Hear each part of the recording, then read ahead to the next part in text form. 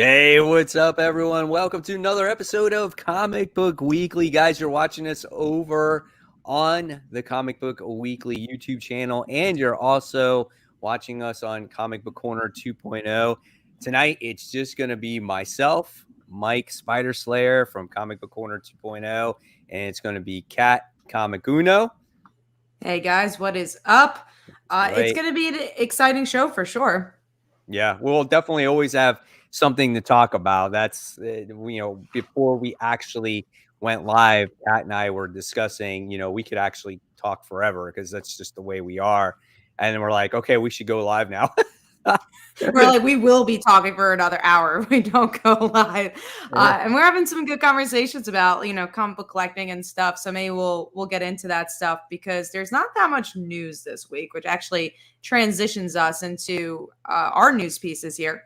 One news piece that came out this week was that Venom 2 is changing its release date for the 10th time and making it October 1st now because Shang-Chi did well in the box office. So now they've decided, why not? What was the last date? I don't even remember anymore. Is this that much of a change? I don't know. I don't think it's too much of a change. I thought it was like late September or something. What's up, Nick? How's it going, bud? But let's just get the movie out, man. I feel like it's just like this Wonder Woman effect that's going on. It's like, let's keep delaying it, or same with like Black Widow. But, hopefully it doesn't get delayed anymore. But it seems like no matter what, people are going to see this movie, COVID or not, because a lot of people did go see Shang-Chi this particular weekend, and it did like 70 million plus this past weekend. I think it did. Yeah, it did definitely well. I did not have a chance to go see Shang-Chi. I almost did. I was in Boston this weekend for Comic-Con, and we were in between our train and the convention, and we're like, okay, let's get some dinner. And then we got dinner and we looked at the clock. It's like, damn, we almost had enough time to go see Shang-Chi because we had like a little bit of time in between, but it just wasn't enough. So we're like, okay, we can't miss our train, obviously. So I did not get to see Shang-Chi this weekend. I hope to see it at some point. It's just, things have been really busy. Venom is another one. Like October is so crazy for me. I don't know if I'll have a chance to see it in theaters, but I still haven't been to the theaters since COVID. Like I haven't, and not because of I mean, obviously I just haven't been to the theater. Like I've been doing other stuff and I'm vaccinated and all that. But I think the only movie where I'm like, I will have to see opening weekend is Spider-Man. That's the only one I'm seeing where I'm like, I need to see that opening weekend. I want to really see Venom. I think the closer though that Venom gets to Halloween, it's actually kind of better because it's kind of a creepy, I wouldn't say scary movie, but it's a movie that might be more fitting towards Halloween time. And I did not see Shang-Chi yet myself.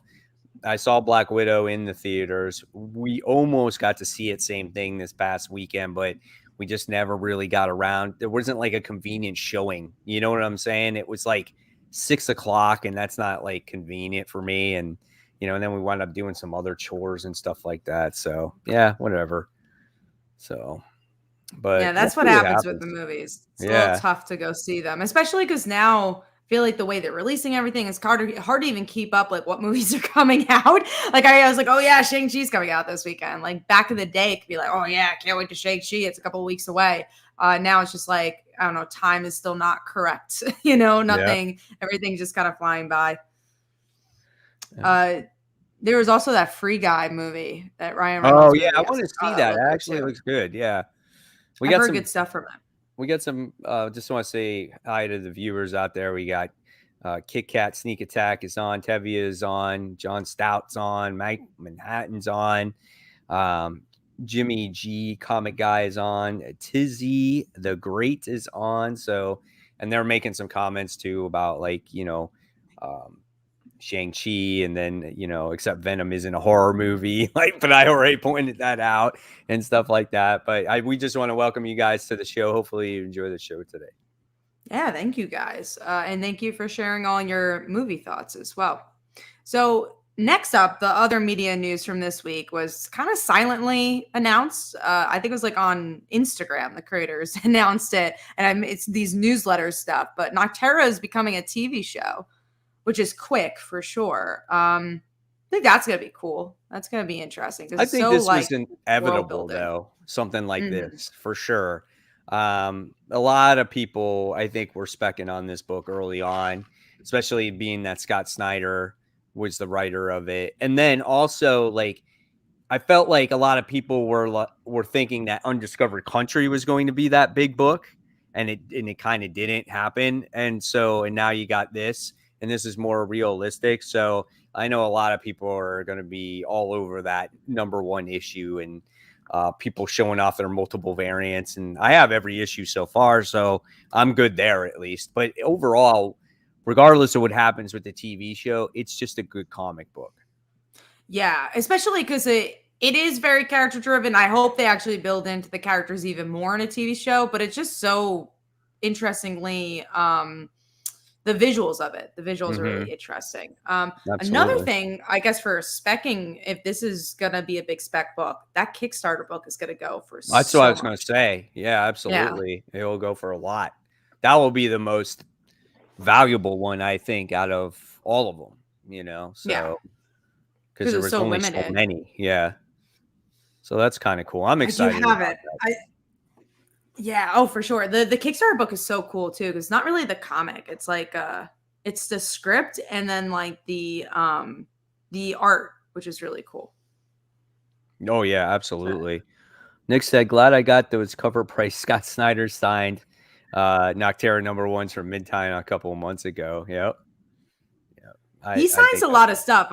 I'm curious if that brings the price down or not. Do you feel like I don't know how Scott Snyder autographs, how much does it raise the price? Well, it just depends though. Like, so if you were to get your books CGC, right, you have to, there's has to be proof in order for them to get that yellow label. And sometimes it's hard. That's why they have all these in-house signings CGC has, to where it's like, oh, you have this person, sign your book, and it's actually legit. So it's difficult sometimes when it's pre-signed, and even though there's an authenticity type of thing, it's not always guaranteed that it's an actual real signature. Like, I have books signed from Stan Lee, but how does CGC know that? You know what I'm saying? So Yeah. it's I know difficult. they have, like, the people at Comic Cons and stuff, so they would have to, like, watch them sign it. Yeah, exactly. There has to be a witness. So if there was some, like, say Snyder was there, right, and he signed them, and CGC was right there, be like, oh, okay, you know. I know CBCS has a different type of service. I'm not too familiar with it, but it's like they have this thing where they can somehow find out that it is that person's signature. Yeah, it's, and someone just put that on the comments, or send them to CBCS, and they'll instantly verify it. So But then I it's feel like something that's about not their worth it as technology. much. Huh? Oh, is it the technology? Because I was like, oh, like the CGC is a bigger name, so I feel Yeah. like that's gonna sell better than a Yeah. CBCS. And from what I know, from what I've heard, CBCS is starting to get more popular because CGC is falling so far behind. They're getting so much stuff sent to them that the turnaround time is taking like 3 to 5 months before you get your books Wow, back. So people are kind of getting upset, and they're using the next best thing, which would be CBCS. it's interesting. So that is all the media news. So we are gonna go into some comic news here. We do have some information about the new Venom series that Dylan will be in it, which is cool because it seems like it'll be following a little bit from Donny Cates's run. Yeah, actually, I think it's kind of cool. So it's going to be following Dylan and making him have um him struggle with the symbiote suit. So it's not going to be, oh, look, the symbiote just, gravitated to me, and all of a sudden I can control it. Since it's been through so much, especially with being part of Eddie Brock all this time, he's going to be struggling with the suit. So I find that particular story quite interesting. So I'm really looking forward to that dynamic between those two, different characters. Like, you would think, oh yeah, he's just instantly going to be Venom, but I guess it's not as easy as it seems. So I'm kind of interested in that story. I'm definitely interested in just the new Venom in general and seeing, how it'll be different from the previous series. And, because we had the Defenders book that we both didn't like, I'm curious about what Halloween is going to do for Venom. Just because the only Halloween book I've loved so far is Immortal Hulk. I haven't really been able to get into any of his other series. Yeah, definitely. I agree. So here's a crazy thing from Jace Traber. He says, "Oh, YouTube didn't notify me of the live stream. How did you find it then when we were already on there?" That's what's frustrating these days, man. I'm telling you, like, I don't know what it is about YouTube not sending out notifications for live streams or making sure people see, their subscriptions getting their bells rung there. And that's why I've been making it a thing for people to say, just make sure when you hit the bell for notifications, make sure it's for all notifications. So go into those settings so it's not like partial or some or hardly ever or none altogether, But going back to Venom, so you're definitely gonna pick it up? I'm definitely gonna get issue 1 and see what it's all about for sure. Okay. Yeah, I can't skip on it. Yeah, I'm definitely gonna check it out. Mike Manhattan says, "Kat, check out Halloween's Ultimates run. It's pretty good." I don't think I read any Ultimates, so maybe I should check it out. Yeah, I don't think I did either. Yeah, I remember when it was coming out, it was just like so far into the series, and I was just like, I just care about Spider-Man. Yeah, I agree. I think the only thing I read some X-Men. I think I only read Spider-Man, Ultimate Spider-Man. That was it. We do have a couple other questions here. The Black Knight says, "You guys care about the trailers that were released today for the new Matrix movie?" I'm going to blow some people's minds. I didn't know that happened. Also, I've never seen the Matrix, so. Did you not really? Sorry. I've never seen it. People might hate me for this, Yeah. but I was never the hugest fan of Matrix. Like, I thought it was okay, and I thought the like visual effects were really cool, but I just never was really into it. I don't know what it was. Maybe it was just the time in my life. Like, I've only ever seen them in the movie theaters, and that's the only time I've ever seen them. They've been on TV, and I'm like, okay, whatever. I don't want to watch it now. Yeah, and I feel like now it's like all of it's been spoiled. That's the thing with those classic movies. It's just like, oh, why would I watch it if I know what happens? Because back then it was a big thing, but now, you've been spoiled for it all. We're getting a lot of whats. We got a couple hellos. Hello, Lord Chucks. Oh, and any opinion on the Kid Cosmic show? I don't know what that is. Okay, let's get into some more news here. So this was kind of what we talked about last week, that Jeff Lemire is joining Substack, but now we know that Black Hammer is also going to be part of Substack, which is interesting because that was already part of a previous publisher. And this is the first time I'm hearing about that with Substack. So it goes back to, I'm curious what the publishers are going to do. Is it still going to be physically published? And for people that like Black Hammer, I actually think it's a smart move for Substack, because that's the one thing is like, if you have a fandom attached to a storyline, maybe some people will be more willing to pay those $5 than just a new series they don't know anything about. But it's his creation, right? So he could take it where he wants. Mm-hmm. So yeah, for sure.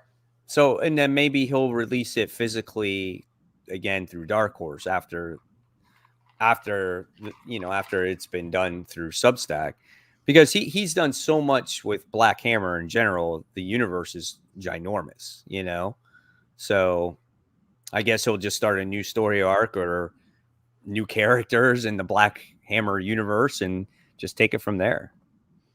For sure. So we'll see what ends up happening with that. We still don't have any Substack books out, so nothing to really say there just yet. Next is something that was announced today, which was that Hickman's going to have one last X-Men story, but the twist is that it's going to be on the Marvel Unlimited app. So I guess I won't be reading Hickman's last X-Men story.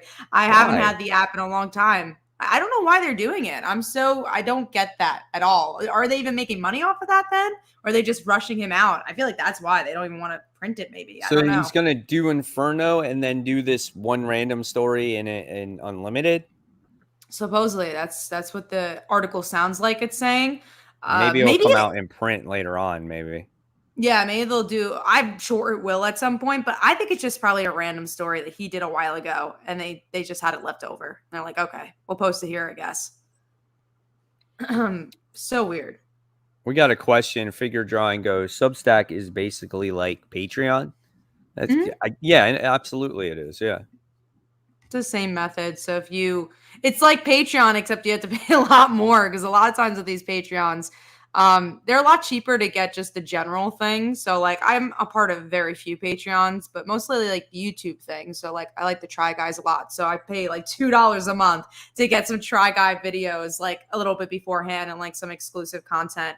And Right. then I'm like part of one or two webtoon Patreons, and they're like $2 to get them a little early.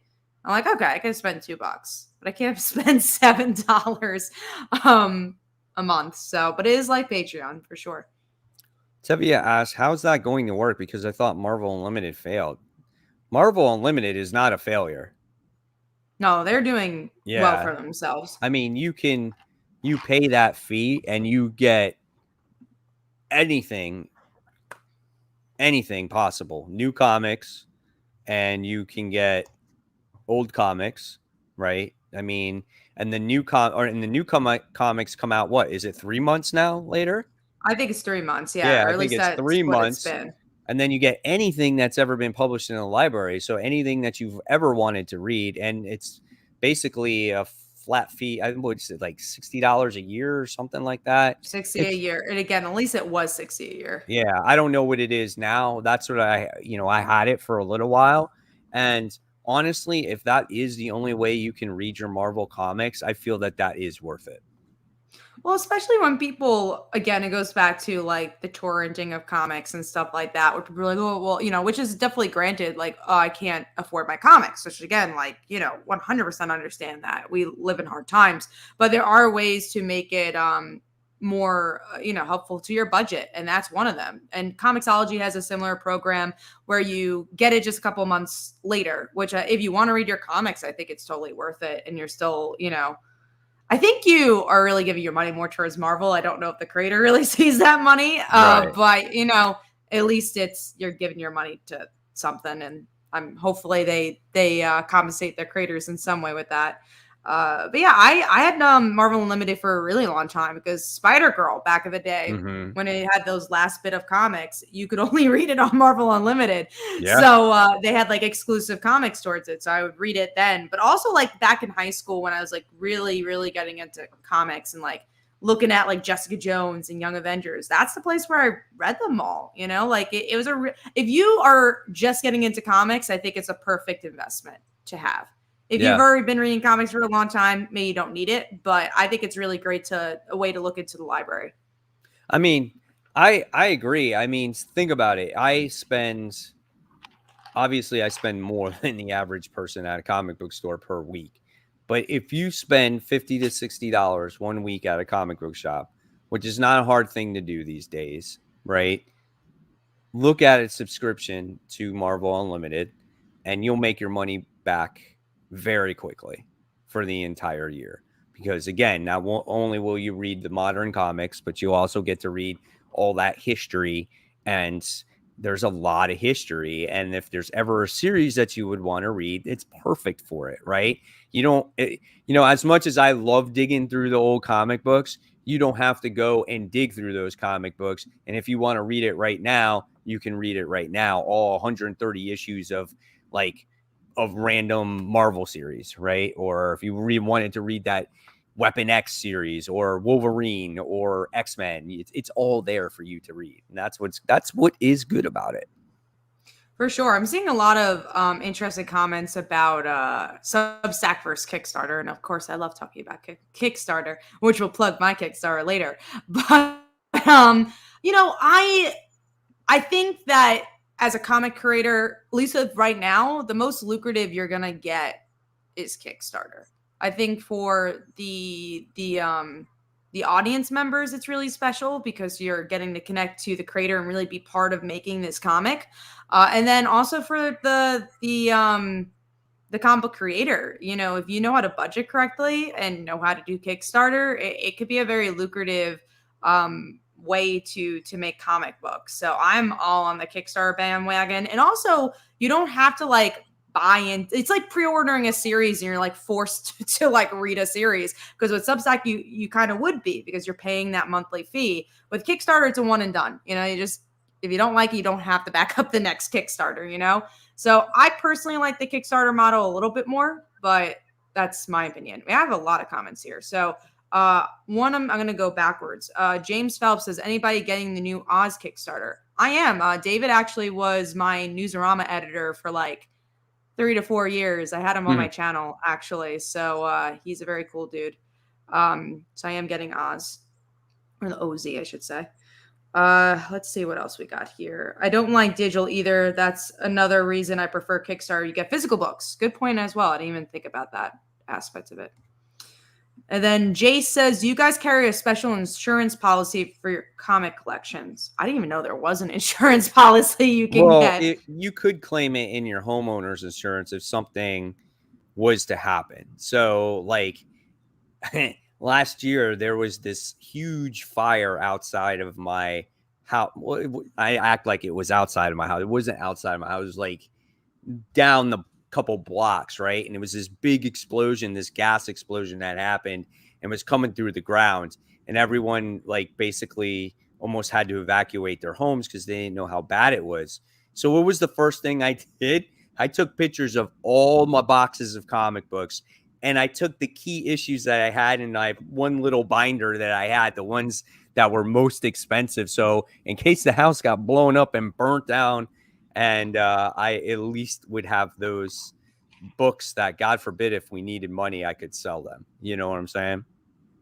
Oh, for sure. I didn't know you could do that, but now that I know, I keep that in mind.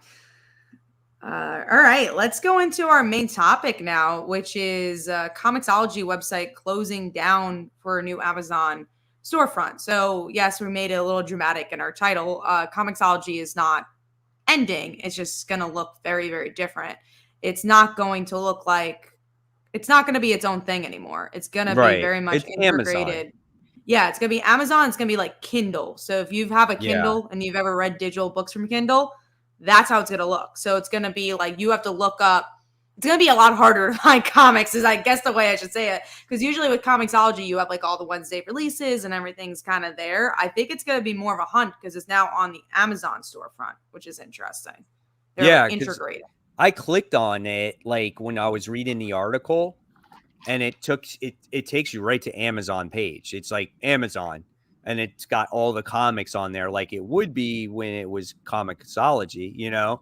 But yeah, that's what you got to do. So you got to either got to have a Kindle or be a Prime member, I think it is. And so if you are, then you get like 15% off. So look at it as if you're subscribed to your comic shop and they give you 10% off your pull, Amazon will give you 15% if you're Amazon Prime or Kindle person. So I'm a Kindle person. I'm sorry, I'm both. I actually have a Kindle and Amazon Prime member, so I guess I would get 15% off. But it's crazy though, because in the same sense, I mean, we kind of seen this coming, but just Amazon is everywhere and it's everything, and it is frustrating in my opinion. Monopoly. Yeah, you know? By far. Yeah. And, it's frustrating that it's also interesting to see that a lot of the physical aspect of comics have changed a lot. So to see the digital aspect of comics changing as well, that's where we all get our digital comics. So it's interesting to see that change. I do think that, we have to look at a positive. The 15% off is not bad. I don't buy digital comics that often, but like if I go on vacation or something, I'll tend to read digitally for that week. So, but that's where you would buy it though now, because you get that discount, right? Mm-hmm. And I mean, you had to be, I think, an Amazon member to get Comixology for a while though, because it has been connected. You had to be a member, yeah, but now to be a discount, you have to be, I think, now you got to be part of Amazon Prime. Like you got to be the top tier. So for that best service, you obviously, now you get a discount.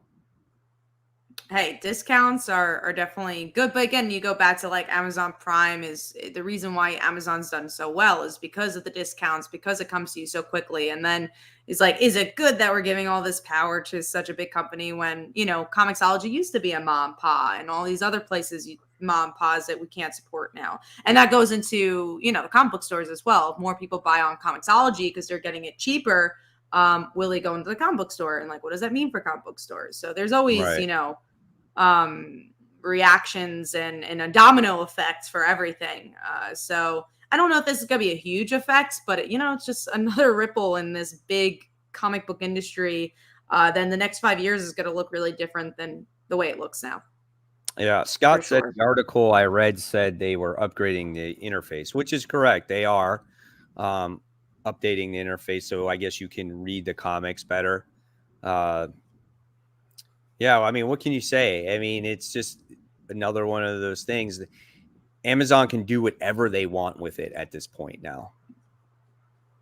Yeah, and maybe that's a good thing. Maybe it'll actually bring comics in more hands because if it's integrated into Amazon for Who people who are doesn't have looking at like Amazon?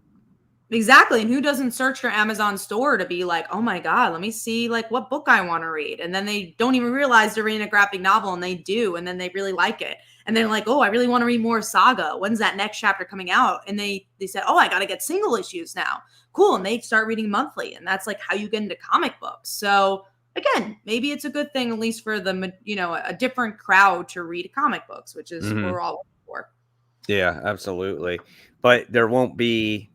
So the Comixology app is still. Is it not going to exist, or is it going to exist? I don't remember what I read now.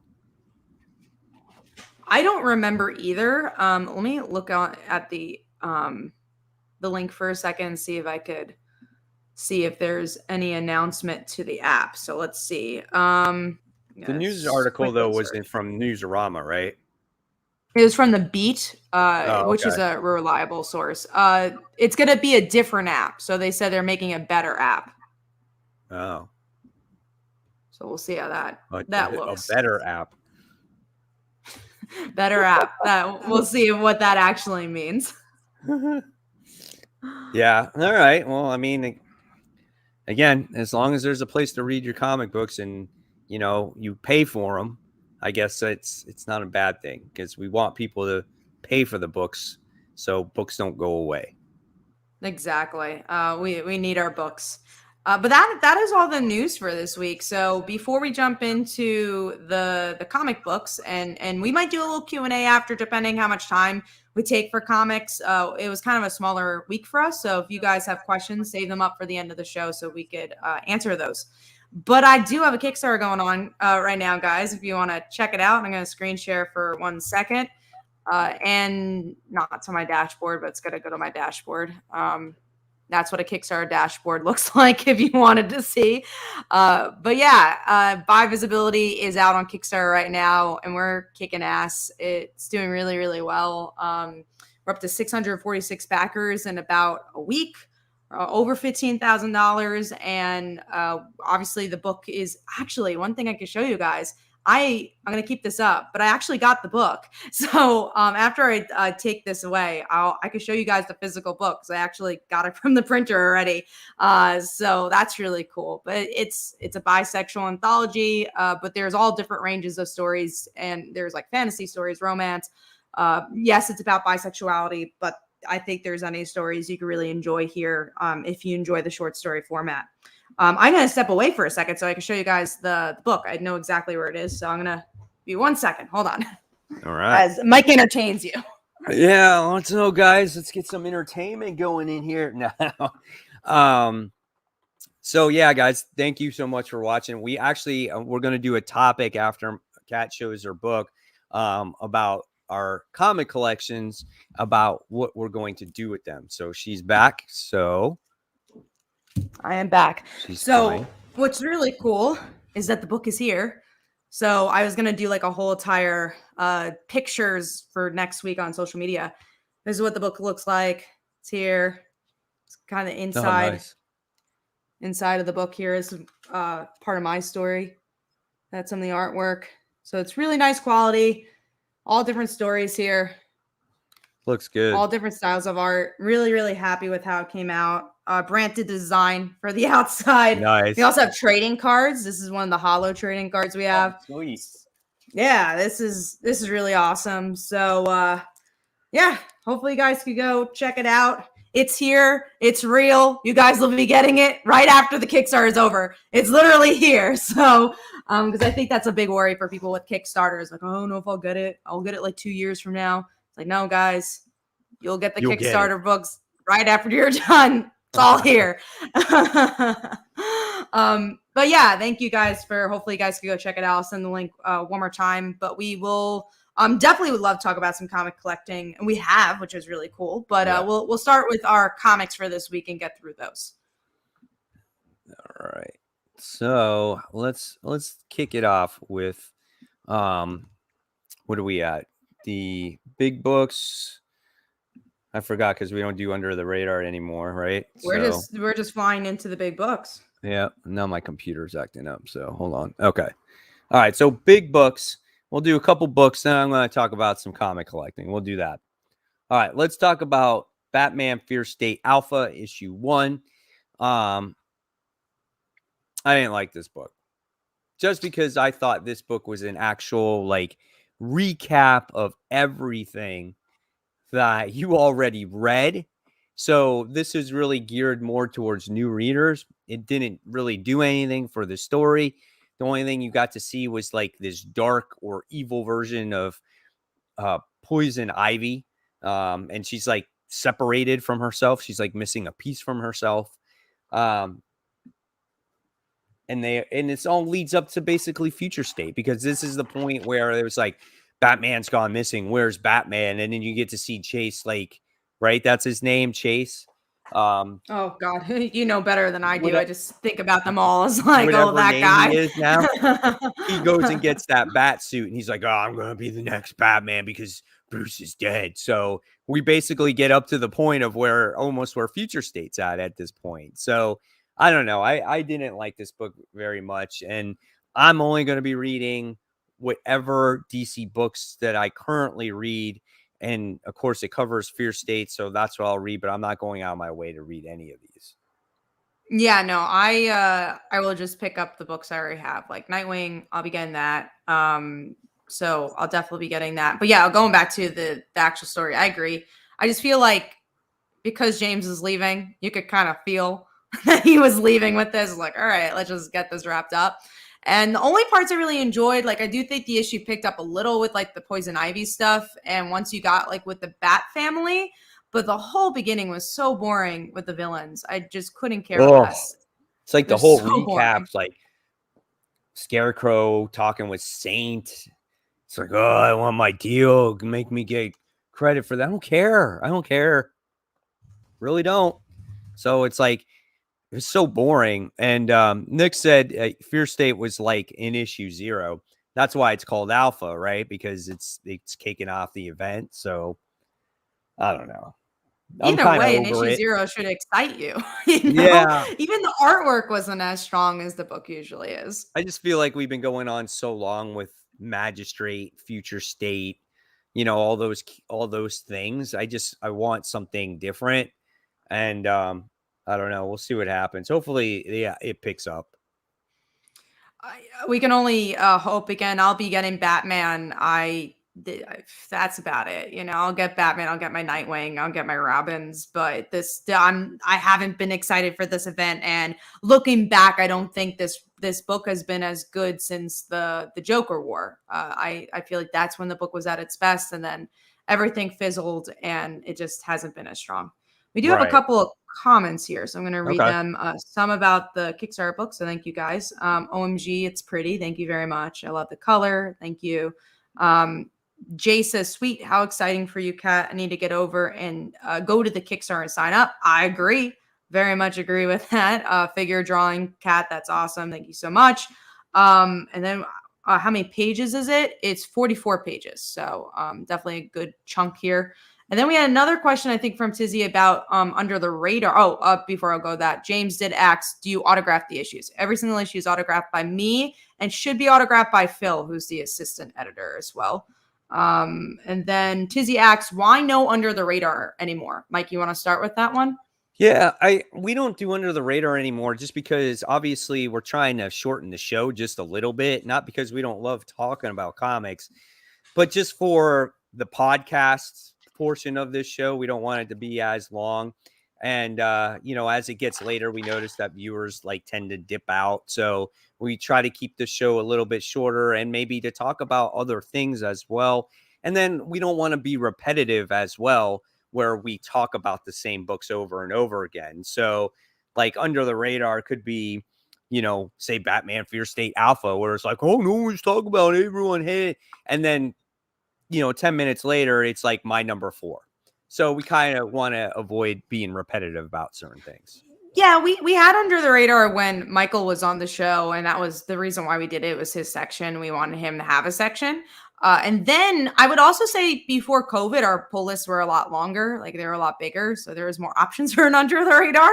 But now we just, kind of read the stuff that we read. So we just never, a lot of times we could figure out an Under the Radar book where we weren't talking about in our top 5 or it wasn't in the big books. So it just felt like more of a struggle than something that was helping the show. But that doesn't mean we're not talking about books that are under the radar, because we have our top 5 books, which a lot of the times there's books that no one has heard of. Right. So basically, if we say that this book is our number 4, this would be definitely an Under the Radar book. Like we'll still mention it. So for sure. All right, let's talk about a really good book, I hope, for Kat. This one was Dark Ages issue 1. This was Tom Taylor's book that was supposed to come out last year for Marvel. And this one, for me, was amazing. I really enjoyed this book. This was what Tom Taylor does best, is do these Elseworld types of stories. And it was similar to Deceased in the beginning, because you wind up getting this, this robot that's coming from the center of the earth to come out of Earth to destroy the galaxy, the universe, everything around it. And we just get to see all hell break loose with a strike force team that basically gets decimated.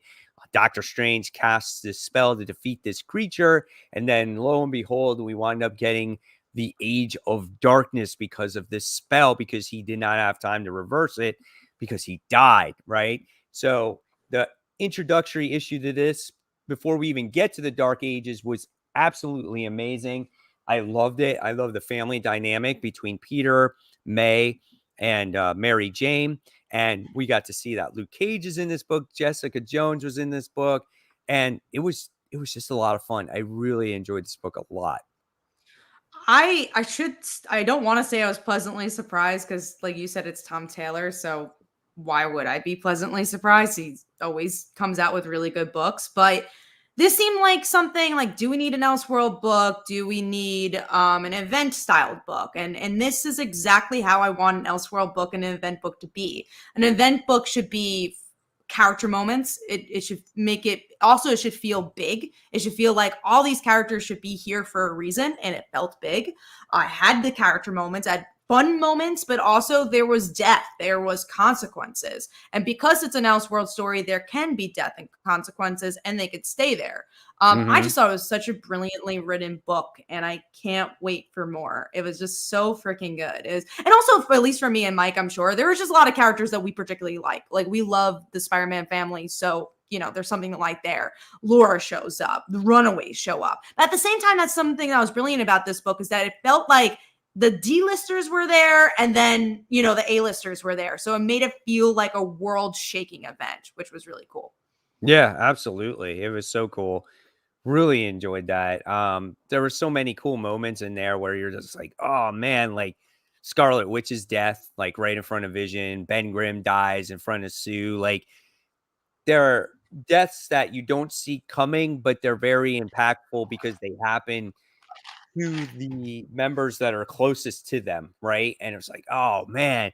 And then I love how Tom Taylor sits there and just says, you know what? We haven't seen Laura in how long? And so we're going to throw her in there. I'm going to put Honey Badger in there too. I loved when he put those two in there. I thought that was awesome.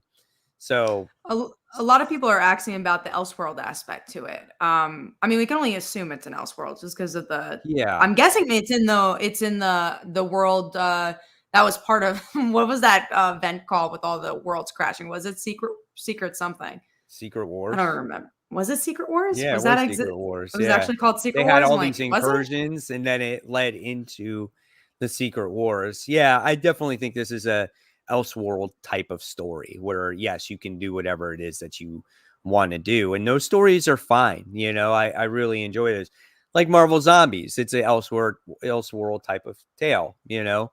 And those are the ones that you also can't take too seriously, right? Those are the ones where it was just like, I'm not going to go into this with any expectations. You take it for what it is. And, you know, some writer out there can be like, whatever. I could, who cares, right? But not Tom Taylor. I feel like he puts everything he can into something, even though it's something that might not mean anything in the future, right? Yeah, so good, man. Loved But it. look at Injustice. That was kind of the same thing. Like, Yeah, does that matter to the continuity? No. But did it make brilliant stories? Yes. You have a whole absolutely. animated film that I'm sure is going to embrace some of those storylines. We have, yeah, we have so much. So It was based it's off a really cool. video game. They made multiple volumes from it. It was so highly successful. I mean, really, that's what put Tom Taylor on the map is that series, the Injustice series. For sure. And that's why he's just working on every cool book imaginable. But yeah, very good book. Please get this. This is some of Marvel's best event books, you know. But I honestly, like, looking back, I did look like books like King in Black, because I was like, I was comparing it to King in Black, because I think something that King in Black did very well was that it felt like the whole world was being affected and everyone was teaming up. But I feel like this did a little better in the character moments section, because it really is like, oh my god, this is a character driven Well, book. that's his strong suit. He knows Yeah. how to tap into those characters' emotions, right? All right, let's take a break from these comics real quick before we get to number 5. And so Kat and I were talking about comic book collections, right? Kat and I both been collecting for a very long time. I've been collecting like mads since 2007. That's basically when I got back into collecting comic books after taking probably a good 7-year break, right? I collected up until 1999. So I guess 8 years. So I've accumulated so many comic books over the years that me and Kat were talking, and she has a lot too. And it looks like that I'm probably going to sell a lot of my comics. I'm probably obviously going to hold on to higher priced issues, key issues, variants, stuff like that. But what I'm looking to do is I'm looking to sell runs of comics, story arcs of comics, things like that.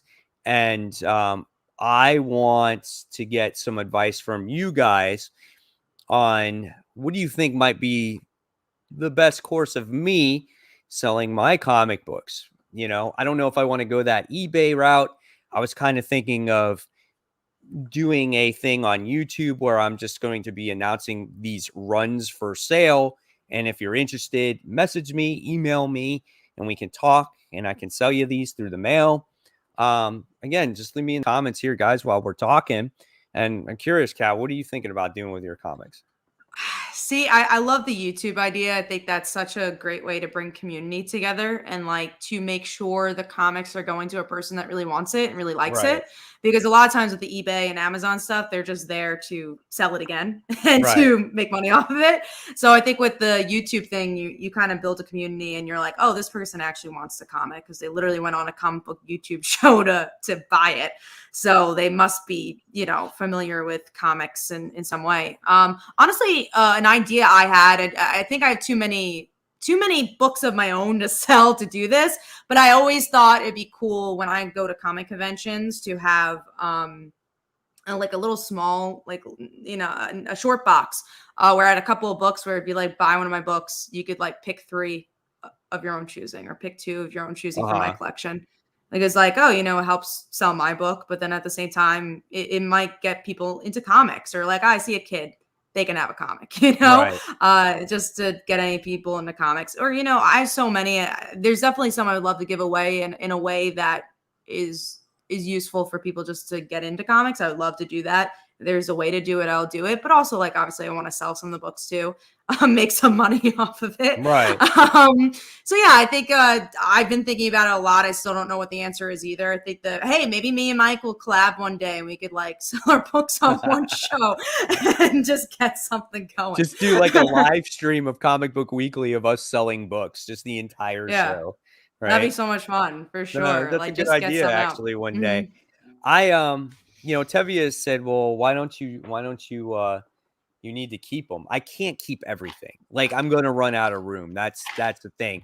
And I still want to collect, right? So I don't need to keep things that, say, are not valuable to me or have any, let's say, personal attachment to, right?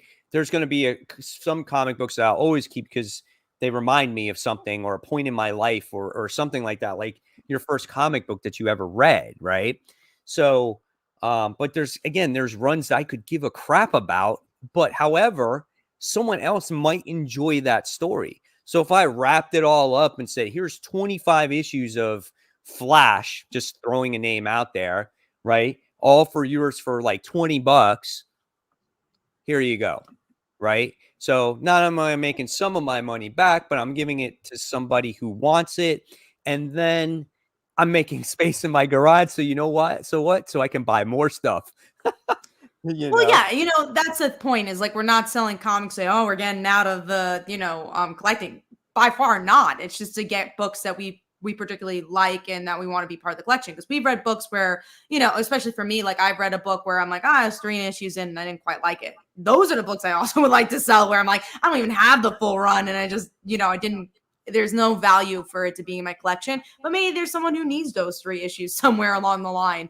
So, especially some issue 1s as well. So yeah, that's kind of where I'm trying to dwindle that collection, is more books that I know I'll never read again because I didn't like it the first time I read it. Right. But that doesn't mean you guys won't like it. I'm not, Right. There's definitely books that just weren't my taste, but is, utmost, like, it's so funny because some people were talking about A Nice House on the Lake, where people have been loving that book, right? They love it. I dropped that book.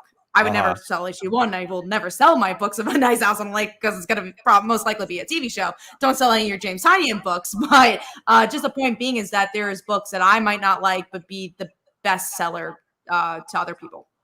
Yeah, I agree. There's some comics here saying like, don't sell your Amazing or don't sell your X-Men. See, of course, like, I'm never going to sell my Amazing Spider-Man collection. That is a collection that I have collected since I started collecting comic books, since I started reading, since issue 313.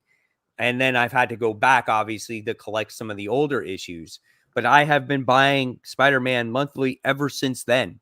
And, some issues I have lost or have gotten damaged over the years. But I have collected Spider-Man ever since then. And I will never, as much as I hate Nick Spencer's run, I will never get rid of that continuous run.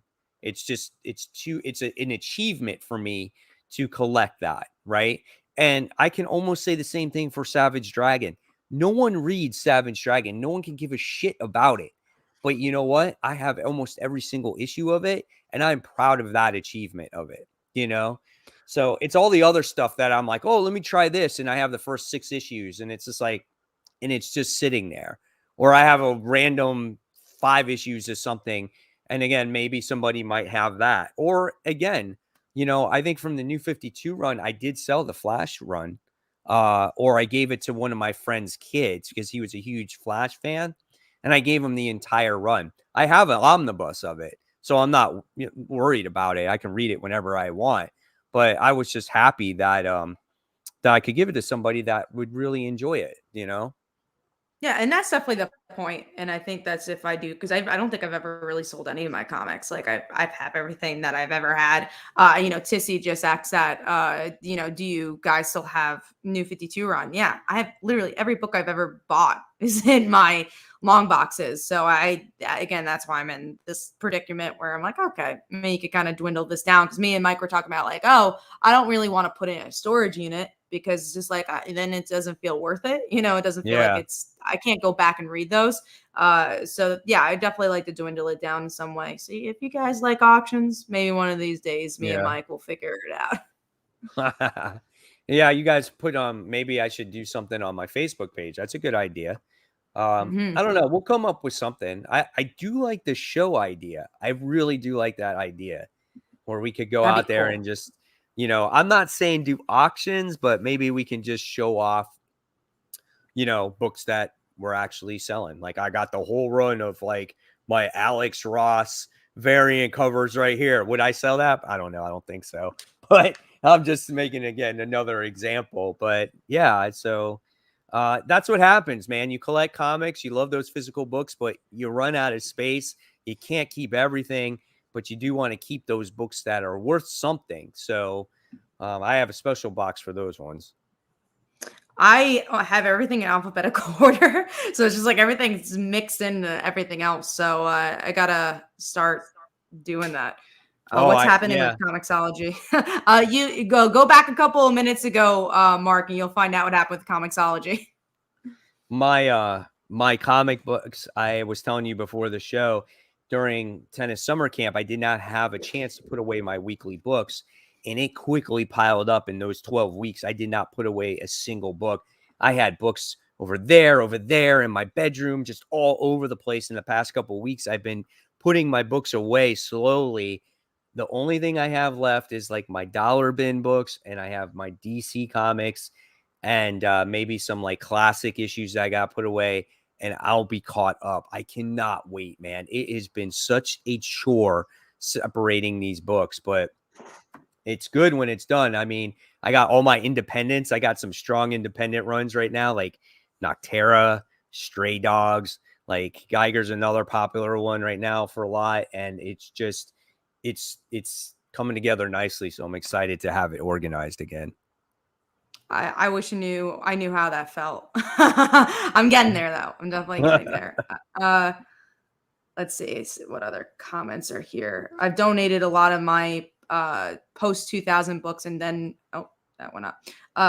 Then have been concentrating on picking up back issues from the 70s and 80s. I mean, whatever makes your collection look cool and make you feel good about your collection. Michael Thomas says, "Hey guys, I've been collecting for 3 years. Watching your videos has helped me a lot, and thank you. Thank you very much. We really, really appreciate that. We also have a super chat. Thank you so Yeah. much. Hello. So how do you feel about comics in 2021 with Substack and with the recent news? I don't know. For me, I feel like there's a creator exodus in the big two. I think we're going to get a lot of new superstars, if I'm being honest. And I Yeah. think we're going to get a lot more readers in comics. I think this industry is going to be a lot bigger, which I'm really excited for. Absolutely. I mean, when one door closes, another one opens. This just opens up the door for a lot of new creators out there, right? Uh, shit. What happens if they got a hold of Kat, right? Opens up the door for her, and they said, "Kat, you want to work over here at Marvel?" And be like, "Only if I get my say on what book I want to write." And it's like anything. We just need somebody. We need someone desperate. Show us what you can do. I can write you a May Parker. And that's There what you she would go. do, right? I And so that's definitely what she would. do. And same with Brant. Brant's he has his own publishing company, and he's got Last Ember, and he's got all the other titles under his belt there. It just opens up for any of these creators, these Kickstarters, any of these guys out here. So yes, we're used to the Hickmans, we're used to the Lemire's, we're used to everybody else, but everybody in this world, we say it all the time, is replaceable. So there's always new talent out there, guys. So don't, hang your heads down low because they go somewhere else. And it's not a permanent thing. It's not going to be. They're going to come back. Everybody comes back eventually. And they're doing it for the right of creators being paid more. If we're all being honest, it's just them saying, "Oh, I could, possibly make money and like get the money I deserve." And I applaud them for doing this, and to get that money they deserve that they worked hard for. So I don't think that's a bad thing, and I hope that helps the industry in some regard as well to show that comic book making could be a living, because for a lot of people it's really hard make a living out of comics. So, Sure. you know, I think that's a big part of it all too. So I really only see a positive, even if it's going to look very different. Absolutely. Noodle Meat 1490 says, I'm going to buy the whole Superior Spider-Man run floppy this Friday. So hype. Man, goal for 2021 is done. Wow, that's pretty cool, man, getting the whole run in floppy.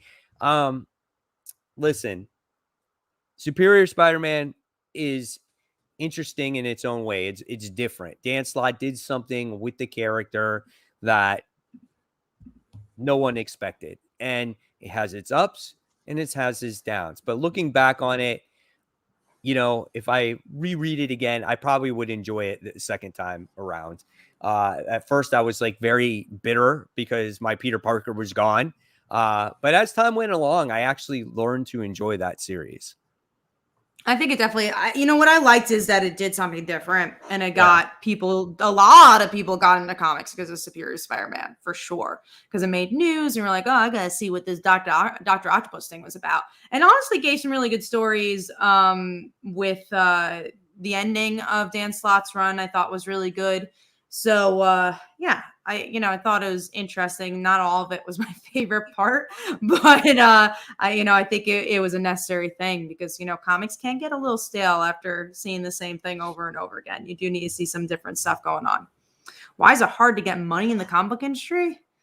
Because these companies won't pay the creators as much as they're making. You know, they're trying paycheck to be looks a lot profitable, different. so they're being cheap. Yeah. Yes, that's basically what it is.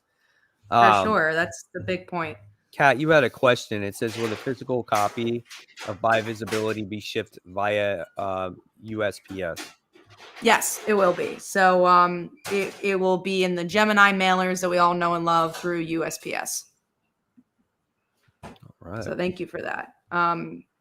Yeah. So this was a really fun conversation Yeah, about that was comics. a great conversation. Sure. But hopefully Yeah. you guys will be there for when we actually sell our books. Hopefully do when we something. have that show. When we sell that show. When we do that show, I think we're gonna do it. I think so too. Kat, I think it'll be really fun. Kat, start getting together some books and we can make a night of it. Yeah, I'm already packing a lot of my books, so I will 100% look through my bundle there and see what I got. Yeah, I'm sure I got some variants. I don't think I have any extra copies of Stray Dogs though. I don't have that. I do have. I might have some free comic book day ones though to give away. So we'll see. That'll be cool. I think it'll be a lot of fun. All right, so let's get back to let's get back to the comic books. You guys keep the questions going. We'll answer as we go along. So we got to give our number 5. What was your number 5 for the week? My number 5 was it was Static Shock, season 3, issue 3. Okay. Yeah. The beginning was a little slow for me. I was like, okay. It was mostly the villains. It was, I forget the villain's name, Hot Streak, I think. And then we actually got to the friends and we got to that they know he has powers, which makes it a little more interesting, not more interesting, but different from the show. So we get a little dynamic from the friends. We get some really good moments between Virgil and his dad. So I liked it. I thought it was a pretty solid issue, and I'm curious to see where the series ends up going. Cool. All right, my number 5 was Captain Marvel issue 32. It's kind of cool because I did not read previous issues of the series just because I was busy with work. And so this was the perfect jumping on point because it starts a new story arc and it goes back to a villain that was visited. What was it? That Vox character or whatever person that was? I forget. It was all I know it's the dark Captain Marvel suit. I don't remember who was behind that. It's the suit that he created. Yeah. That takes over Captain Marvel, that made her evil, that started killing everybody. Well, now there was somebody else. There was someone else, another Captain Marvel from the Guardians of the Galaxy that wound up getting possessed by the suit. Carol and her were fighting each other. They wound up finding out who that person was. And now there's a whole bunch of other suits taking over all these other Captain Marvels. And it looks like she's teaming up with Kamala at the end too, which was kind of cool. So this was good enough. I don't say it took quite a while to get to the point, but nevertheless, it still was good enough to get me back on board with this issue or with this series again. That was definitely my thoughts on getting to the point. It took definitely it was a lot of action, but then you got to the end, and you're like, oh, this is gonna be cool because you get to see those people attacking Kamala. So and the art was really good for it. It was honestly it was just a pretty good part one, and I think it's like has a promise to be a really solid arc, especially bringing all these Captain Marvels involved. And overall, I really like this run. I'm not the biggest Captain Marvel fan, at least from a solo series. There's been very few that I've liked besides like Life of Captain Marvel. So it's really nice that Kelly Thompson's given us a pretty solid run for so many issues as well, because it's it's been a long time that she's been on the series. Yeah, absolutely.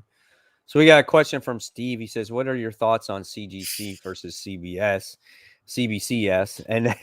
And then we get the question below. I think these guys are more of readers in spec books and sending them in to be in case. So correct on that.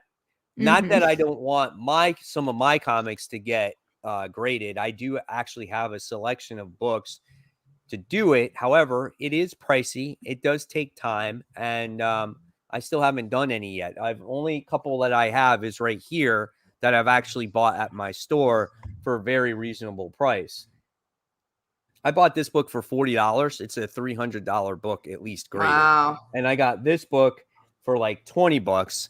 And you know what it costs to get a book graded from CGC anyway. It's not worth that much. It's freaking Brand New Day, Amazing Spider-Man. So, and I have one Captain Marvel up there. So I do want to get books graded. It's just a lot of money. You know what I'm saying? And time. Yeah. And it's going to be like really important issues that I want to get graded, But speaking of it, I personally like CGC much better. I think it's a name. I feel like it's just a better quality product because I actually have a CBCS slab as well. And the casing is not as good. And it's just, I don't know. I just like it better. I just feel like it's a better quality product in my opinion. But I'm not the professional. I don't get a lot of books graded. I don't get any books graded as of right now. But I just like the way this looks better, man. I think it looks cool.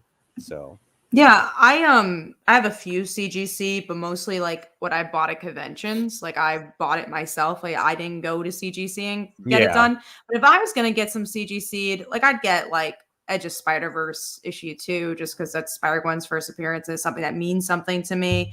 I would get like maybe Rainbow's Runaways issue 1, Immortal Hulk issue 1, things like that, that are more recent books. But at the same time, there's so many people that are probably CGC'd all those. So it's like, is it even worth it?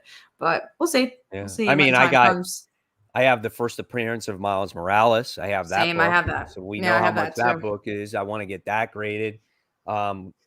Spider-Gwen, I got the first appearance of that. There's a lot of good books I have. Amazing Spider-Man 300. I want to get that graded. So there's a lot of stuff there. But again, I like their labeling. They got the option now to get labels where you could get like the comic book character that's on there right on the top, which is pretty neat. So I just think it's just a better looking product. So, But you are correct about the readers. That's why one thing we like about our show is, and it seems like other people like, is yes, we'll talk about industry stuff, and we actually talk about comic book industry a lot because of me and Brant, and also Micah's course. But we try to make it about the stories. That's definitely a big part of the show. Absolutely. I think we're always the people that go after the stories. That's why we do our show based off of the stories. And then if these books are worth more or they have value in the future, then that's a plus. We buy so many books. It's in our favor, though, that a book is going to be worth something because we buy a lot each week, Oh, for sure. And that's kind of fun too. But we're not gonna pretend like we're Comic Tom, right? We're not gonna pretend like we're we're that, because we offer a different service to the show, which definitely is something I think we all enjoy. Right. They do top 10 hot comics of the week based off of spec, and I do top 10 comic books based off of story. So exactly, definitely something completely different. But that's what our channels have always been about since we started YouTube. So we've been around a long time. All right. So let's move forward now and let's talk about Sinister War issue 4. So Nick Spencer's run has basically been about Boomerang this whole entire time because his plan was to kill the character off. That's what I got out of this book, right? Yeah, so they're killing him off. It looks like that happened in this issue. That's been fun. And then you got I I was going to say Superior Spider-Man. I was going to say Doc Ock, who winds up saving Peter from everybody else because he came up with his contraction to, I guess, kill all the little centipedes in their ears. So that's how the big fight stops. And Doc Ock lets Spider-Man go. So that's what happened. which was just, it lasted what? Not even an issue. I feel like it was off panel that Kindred was controlling Dr. Octopus. And then they're like, it's fine. Dr. Octopus is now not controlled by him. It just, what I hate about this book is all it is just action, and it's mindless action. It doesn't really feel like there's much of a plot. Even the Boomerang thing that happened kind of felt rushed. It's like, wait, what? He's dead now? What? It just happened. Like, it was just like, I'm being sucked, my soul's being sucked out by Moreland, and here comes Boomerang. And then in 2 panels, he's dead. There was no emotional impact towards the death, right? It was just and then you, like, when you close the book, you got to think about it and sit there and go, and this is how I came up with that statement. Boomerang's been in this title the entire time. Kindred has been in this book the entire time. So Spencer's end game here was to kill off Boomerang and kind of give him a swan song. That's basically what it was.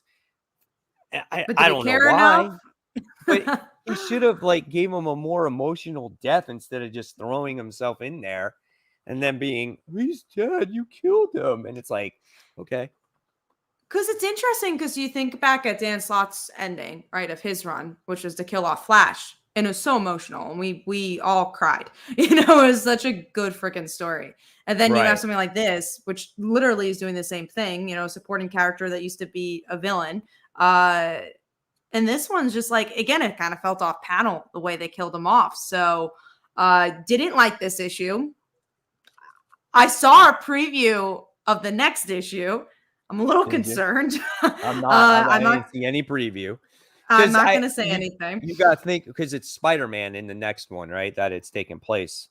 Because I don't even know when it ends. Yeah, Sinister War is over. I forget what issue it ends. We're getting very close to the 75 is the one that has MJ and Peter on the cover. Okay, so we are up to, I'm looking at my 73. 73. So we have 2 more after this. Great. I don't know, man. Sinister War, it's such a drawn out event, and it was something that I totally thought it was not going to be about Kindred. It was literally going to be about the Sinister 6 characters, and that there was going to be a real plot involved, and it wasn't. And that's what made it a disappointment for me. I agree. We do have a couple of comments here. So I'm going to read Tizzy's first. I love this show because it's positive. A lot of people always say something negative all the time on different comics/movies. Even when you guys don't like something, you find something positive. Thank you, Tizzy. We really appreciate that. That's awesome. That means a lot to us. We really try. And then we had a question from Michael Thomas.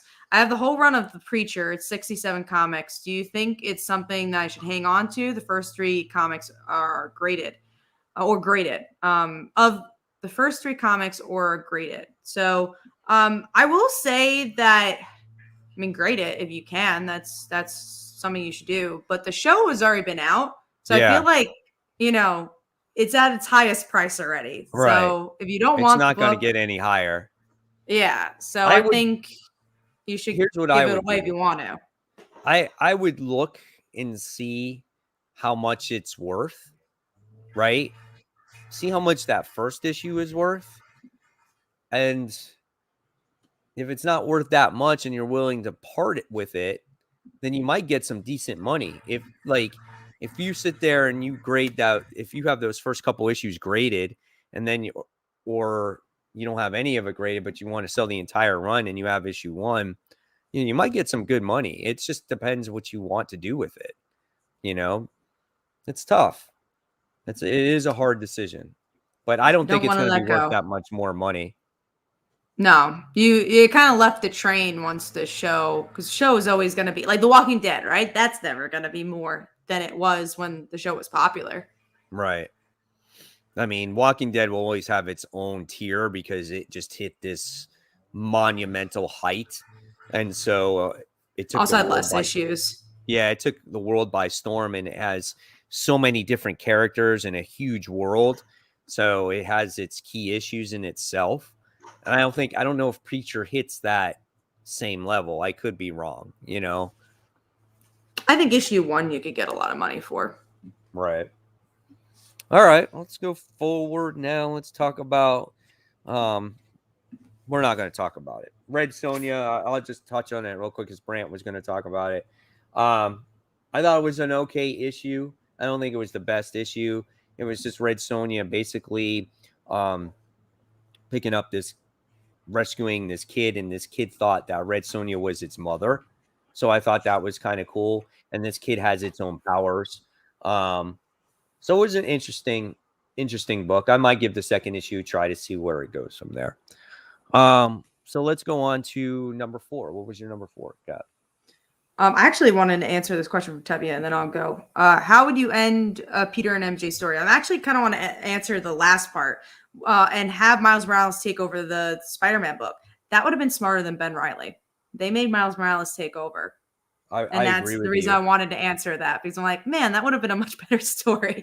Yeah, like I mean, why we haven't Ben seen Ben Reilly? yet, but Why Ben Reilly when you have a Spider-Man in the universe right now that's really struggling to capture fans in the comic book universe? I don't think it's a struggle that people like him in the movie universe, but they're struggling to like his book in the Marvel universe. At least I am anyway.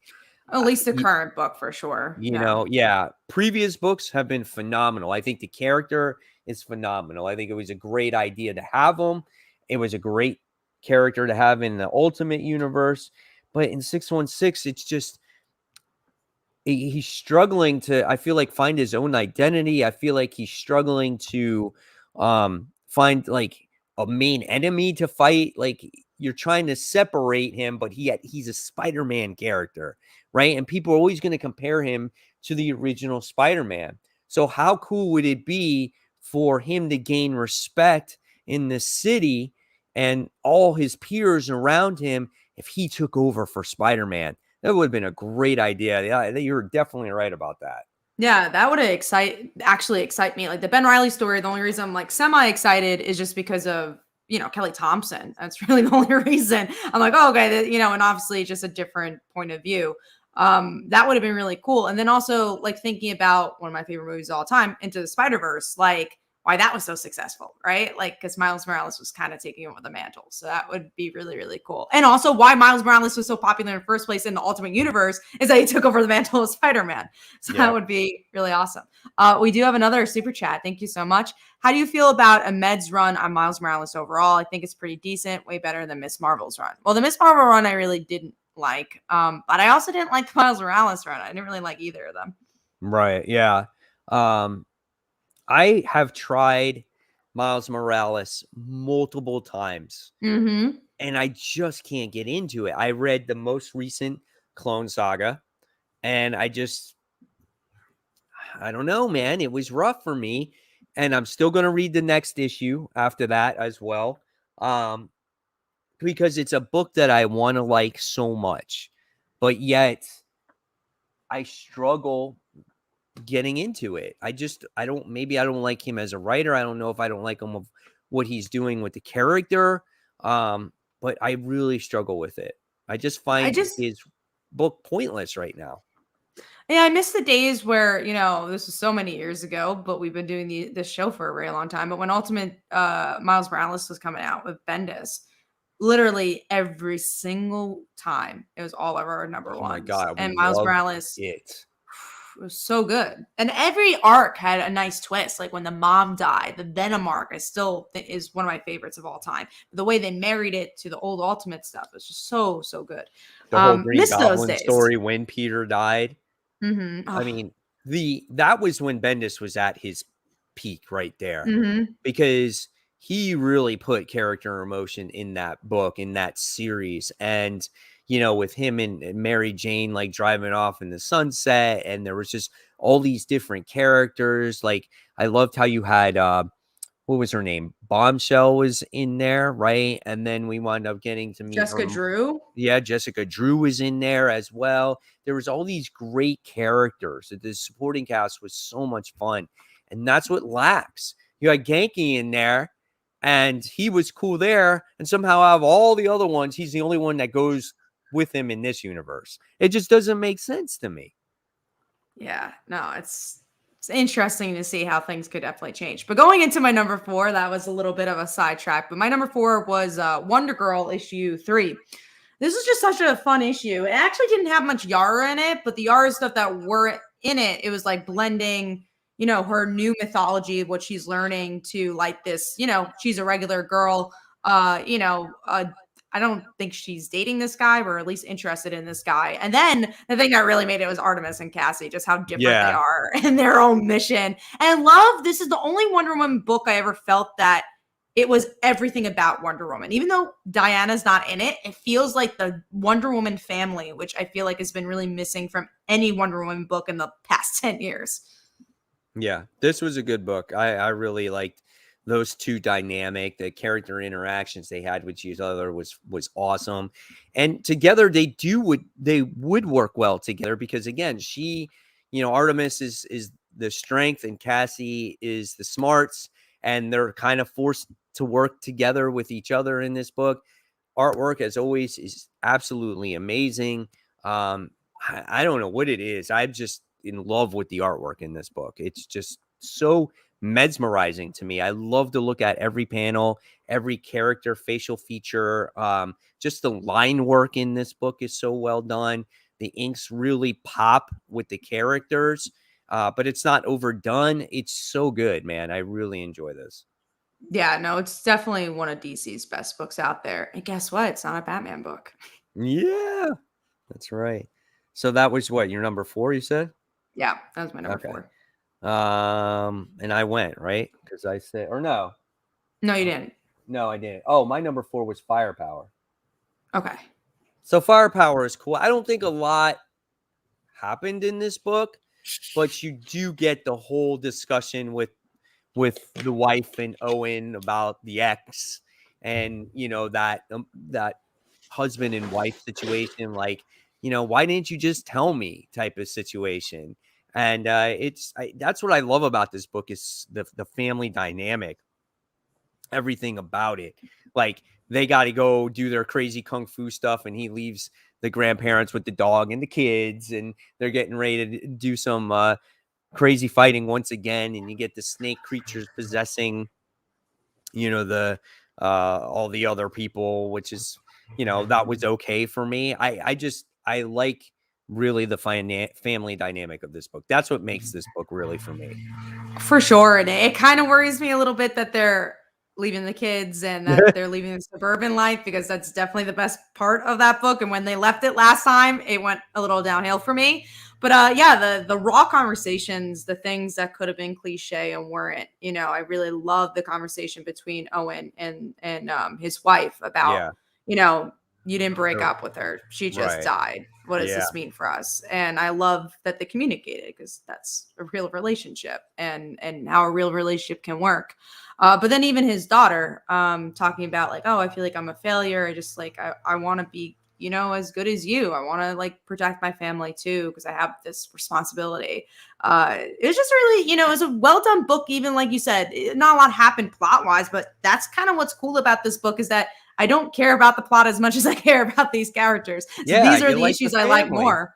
Yeah. You love the family, and you love how they're going to interact with each other. That's why you read this book, right? And I think it's cool that his wife actually goes with him on the mission, she's gonna make it a thing. She's like, I'm gonna go because your ex is here, so I'm going.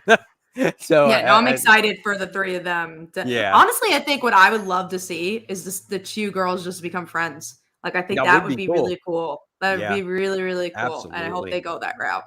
I, what happens though if two things could happen here? What happens if the wife actually dies and he's Oh left with man. the ex? Or what if the ex actually does die too? How does he react towards that? I think there's going to be a casualty somewhere around here. Oh, for sure. It's Kirkman. Yeah. That's what's so cool about this book is that it could go in so many different directions.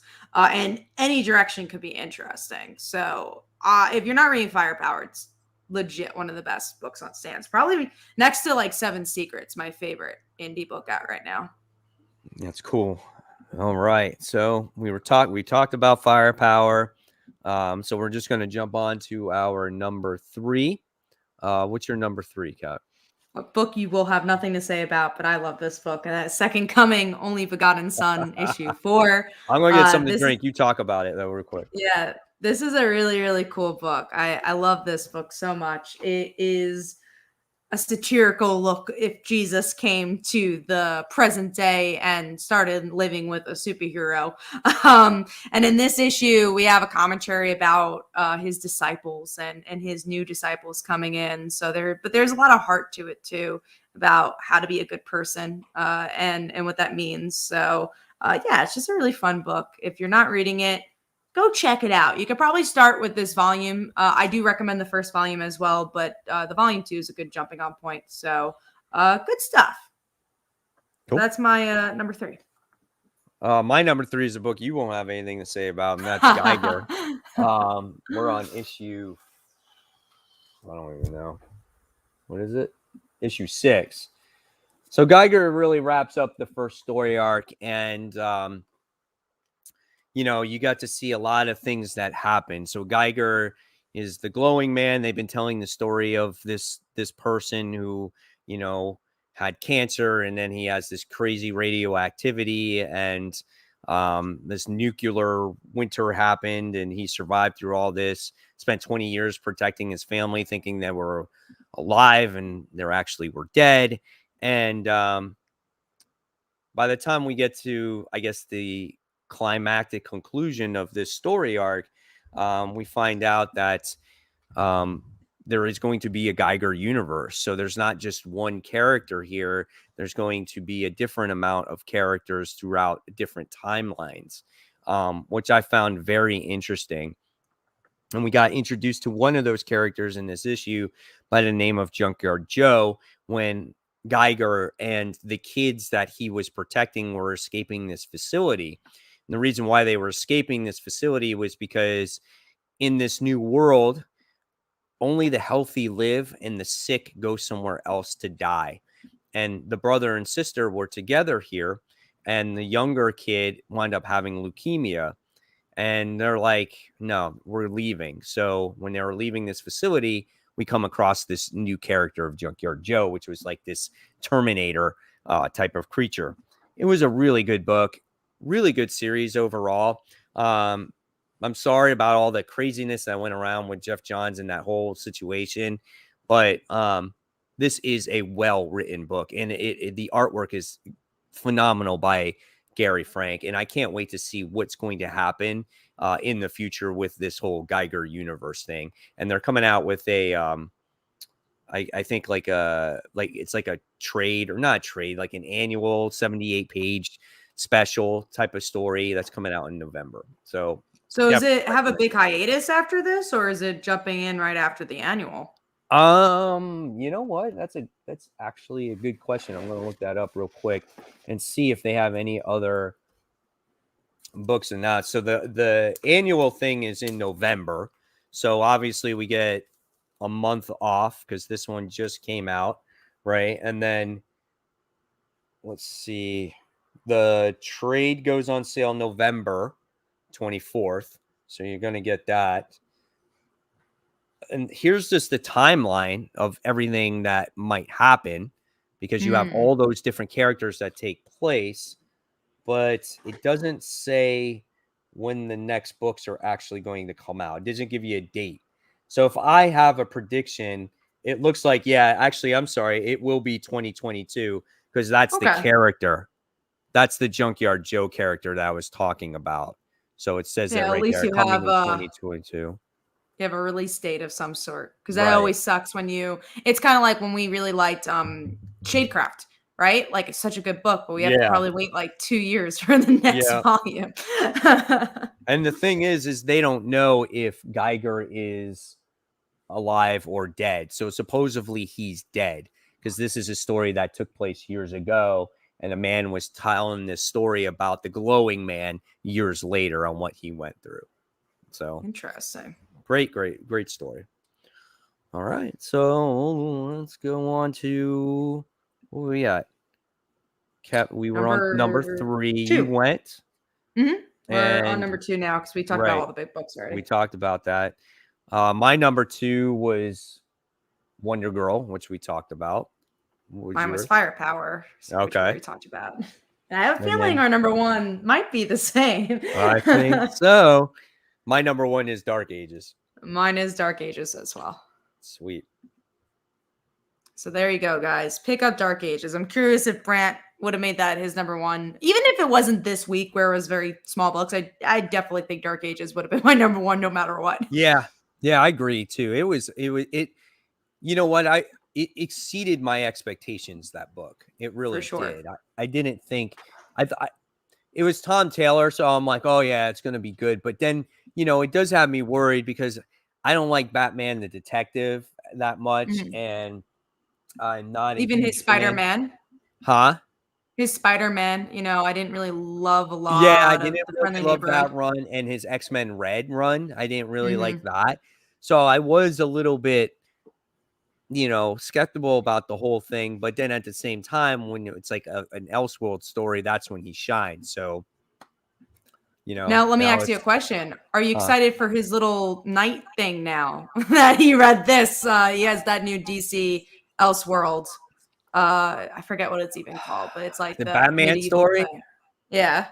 I'll probably check it out just because it is him, but we talked about it. I'm just so burnt out from Batman. I am so over it, I am too, but just because it's such a different angle and because it's Tom Taylor, this gave me a little bit more like, oh, this could be good because he's been working on it for such a long time too.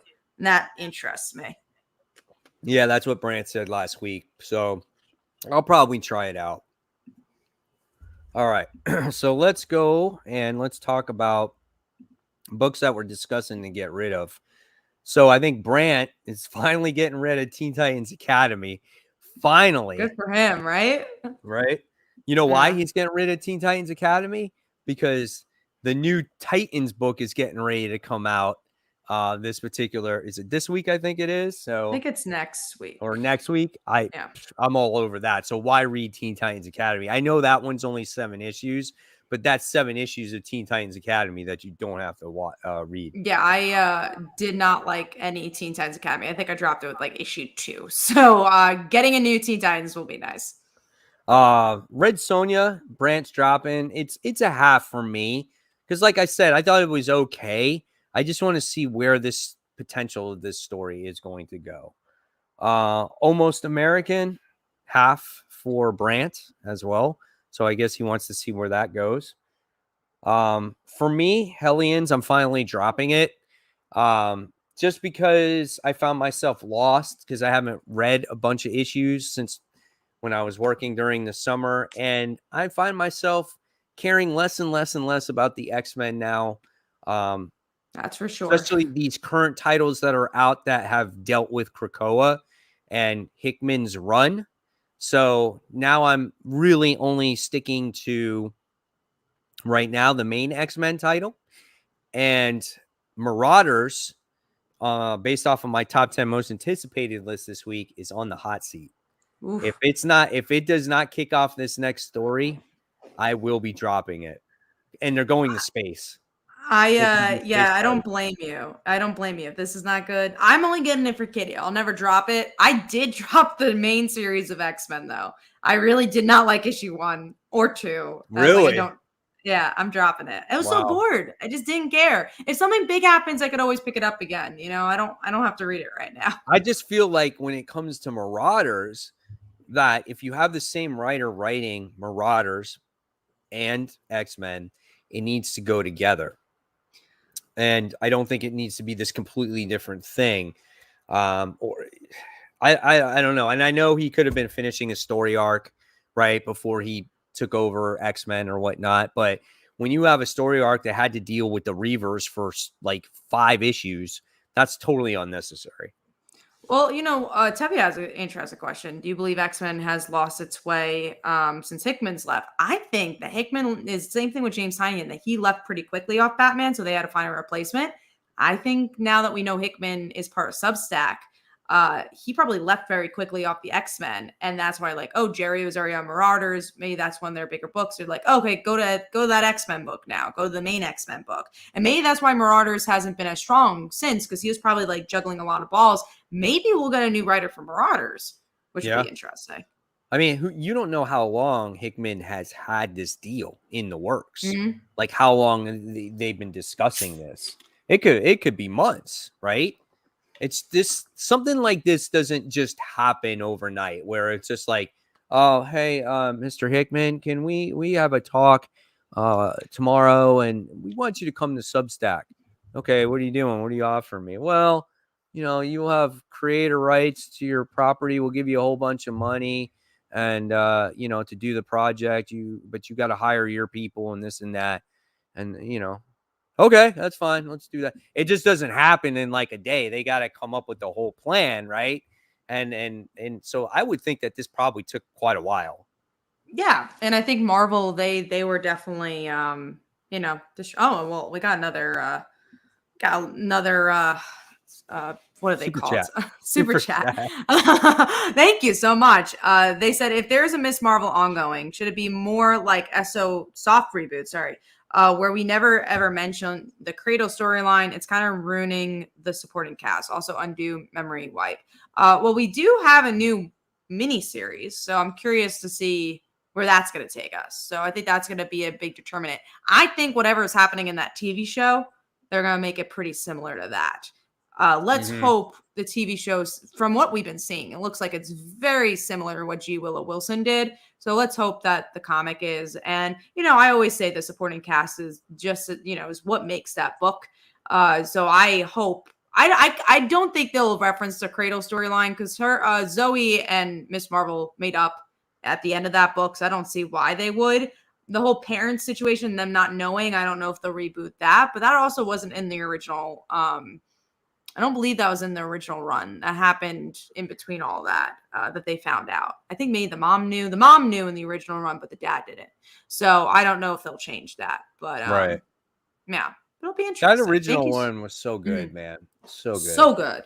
Yeah. And it ended so well. It was just so perfect. And it's a shame that, Kamala is such a great character and they don't know what to do with these YA characters. Such a shame. Yeah, it is a shame, but hopefully the show does get people excited about her. And and then when they come out with another new book, that's maybe people might get attracted to her and definitely check her out. That's our hope. I'm glad Marvel's doing it right this time, having some books ready for when these shows come out. Well, that's what they need to do. They need to do that. That you're just capitalizing that way, right?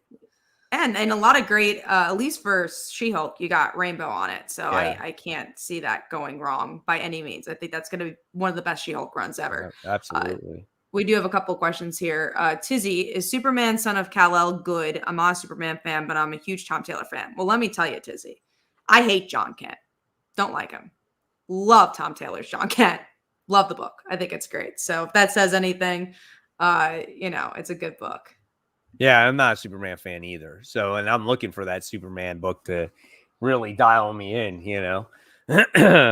But all right, so let's go forward with this chopping block. And again, new type JB Lee, thank you for the super chats tonight. It's been it's most generous of you to do that. So thank you.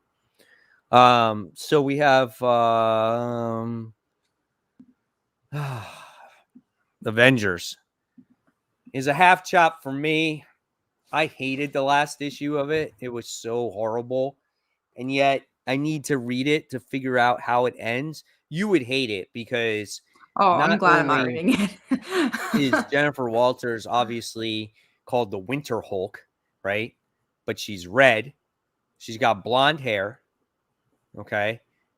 And she goes on this random mission to destroy Atlantis. So Namor is going to be in this Oh next no. book too. Oh And no, I'm it's so good. bad. It's so bad. It's so bad. I hate it. I hate it. And they have these random panels with like Echo about Thor. If you have any questions with me being about the Phoenix, you can always come to me. He's like, yeah, whatever. I mean, it just put some random stuff in there. It's such a bad book. Like, I thought that maybe this would lead back into Jennifer Walters coming back to normal somehow because we're getting that new She-Hulk book, in the future. No, it didn't do anything there. So I think they're it just was, gonna skip all that. yeah, it was the worst. It was like the worst book of the week for me. I was like, I can't believe I read God. this. So not my thing there. All right. So now we're going to the most anticipated books. So I'll start off with Green Lantern Annual. That was the book that was delayed that we talked about with Yeah, we Jessica talked about it. Cruz, right? Still So, anticipating it for yep, sure. looking forward to it. Also, Suicide Green Squad. Lantern comes out too, though. So now it's the continuation of that annual. So it's issue 6, I think, is also coming out this week. Oh, geez. So then you got to get both. Yeah. Mm-hmm. All right. So then you got Suicide Squad 2021 Annual issue 1. This has to do with John Kent going into the super secret room of Task Force X, and he finds a whole bunch of clones of himself. That's kind of freaky, if you ask me, right? All these So things are getting interesting in that book. Out of all the, again, like I actually liked Suicide Squad. It just I had too much on my pull list. I was like, it's not worth it. But like, right. it's actually a pretty solid book. All right. So me and Brant are looking forward to that. Avengers Tech On is my thing. Sentai inspired Avengers. It's basically the Avengers in some armor because they have no superpowers because Red Skull took it away from them. That's pretty fun. That's pretty fun for me. Next issue is The Me You Love in the Dark. You did not like that, Kat? I didn't read issue 1. I didn't have it on my pull list. Something you should read. I'll have to give it a shot. think you might like it. It's about an artist who basically is having artist block. She can't paint. She can't do anything that she can do. So she goes and she buys this house and she thinks that maybe it can be inspiration to her. And she was told that there was like ghosts that could possibly live here. And she's like, whatever, bring it on. And every day she's like talking to these ghosts and she's just like, come on, ghost, talk to me. She's like, what can I draw here? What can I do with this? And then all of a sudden the ghost starts talking to her at the end of the issue. Ooh. So it's pretty good. She's this, this girl with these glasses and she drinks her wine while doing these drawings. And she has this fit and she breaks everything. And it's good, man. I think you would like it. There's not I'll have much. to see if I have time to read it this week. Yeah, there's not. I'll try literally, it would take you 2 minutes to read it. It's not like a long, in-depth book, and not much that happens in the issue. I basically gave you the gist of what happens. So if you find issue 1, it would take you real super quick to read it, and you could probably already read it from the second issue because you already know she bought a house and the ghost talks to her. That's basically all you really need to know. Yeah, I think I'll try out the second issue then, and because I don't think I'm getting like a ton of books. Yeah, it's not a huge week, so yeah, so I could probably give it a shot. I have that, and I have to read Brant recommended Wiccan and Hulking from this week, so I have to read that too. So I'll read both of those this week. Now there's one book out that's called Last Flight Out, issue 1. It's from Dark Horse. The only reason why I marked this is because based off of my new show, the new number 1s are coming out for the week, I found this book. And it's about the world that's ending. And the architect or the person that designed all the ships or the arcs to leave Earth, right? His daughter has gone missing on the Earth. And this is the last arc to go out. And now he has to go find his daughter before this arc leaves. So, and it's crazy because he's the inventor of these things. So, very curious to see what that book could be about if I can find it. I don't know if my shop will even carry it, but if they carry it, then I'll probably check it out. The next one is Dead Box issue 1. I found this curious that you marked this, that you found out about this one. Again, because it was such a short week when I was looking through, I saw Mark Russell was on it, and he writes Second Coming, and I really like Second Coming, so I'm like, all right, I'll give it a shot. I still have not found a Vault book that I like, so I'm like, all right, maybe this one will be the Vault book that I like. So I'm giving it a shot. Also, the premise seemed interesting. The premise is cool, man. It like knows everything about you, and it's just like this DVD machine, which I think is pretty neat. It's like going to like a store and going to Redbox and getting a Blu-ray, and then it's like talks to you, right? So I thought that would be kind of cool. And Mark Russell is known for his commentary, his social commentary. So I'm curious what he has to say about like the entertainment industry with this type of storyline. The Black Knight goes, I had to drop Avengers after that awful Phoenix stuff. That was so bad. I'm sad that you lasted that long because that was a long time into Avengers. Next we have Kazar.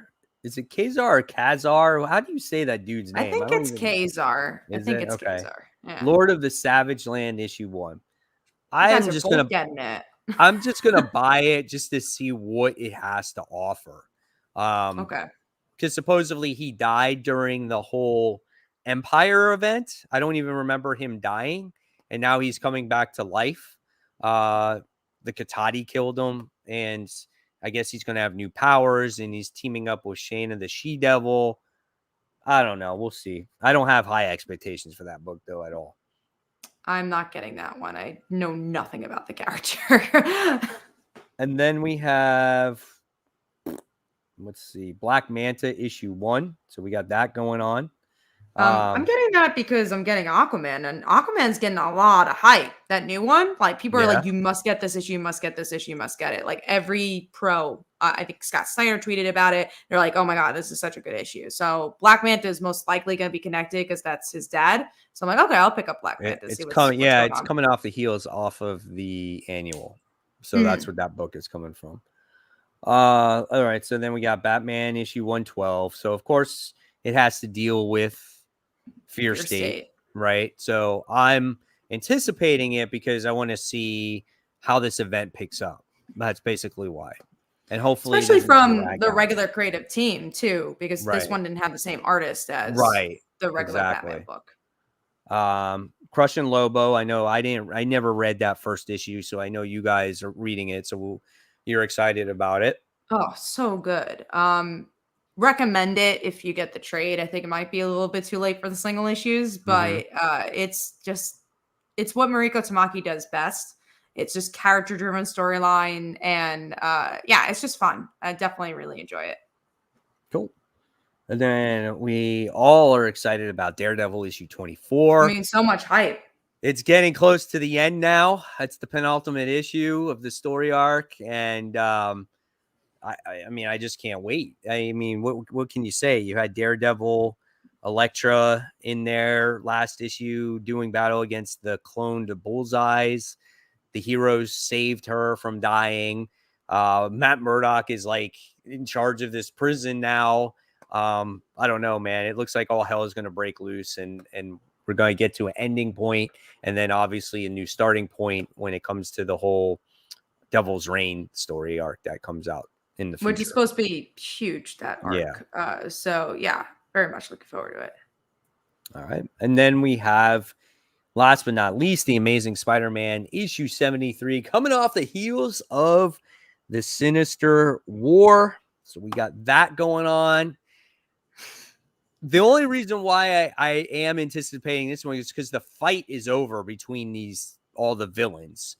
So now are we going to finally get this freaking story on who the hell Kindred is, and are we going to see what happens to Peter after this whole fight, right? I mean, we can only hope. I don't have anticipation because I've so far only liked one issue of all this Sinister War stuff, and that was issue 1. But if my expectations are low, maybe it will be good. Yeah, you never know. And that is all the anticipated. So do we have any other questions there before we close out the show tonight? I think that was pretty much it. If you see anything. Got a couple of just comments about Terry saying, will Hawkeye show be good? We hope so. Right? You know? That's going to be one I watch weekly. Kate Bishop's in it. So you got Kate Bishop. It's coming off of Black Widow, I think, right? We're probably going to have that going on in there. How would you reboot Young Avengers tie-in probably? Yeah, because there's so much build up to that. How would you reboot Marvel Comics? I would not reboot Marvel Comics. Yeah, I think that's never gonna happen. The reboots are done. Like, there's no more rebooting.